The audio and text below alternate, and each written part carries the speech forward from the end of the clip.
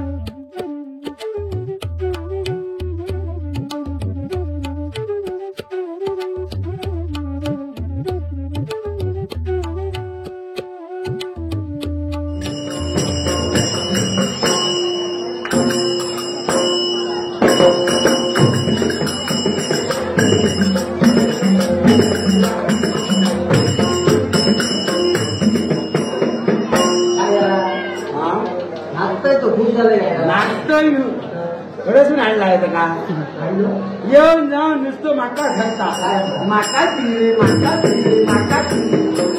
म्हणजे माका द्यायची हे काय केलं तुका देऊन टाकलं कसा माक्यान कोणी मागल्यांना माका म्हणून टाकणार घेऊन टाकलं घेऊन जा हो निया असेल असं कमी नाही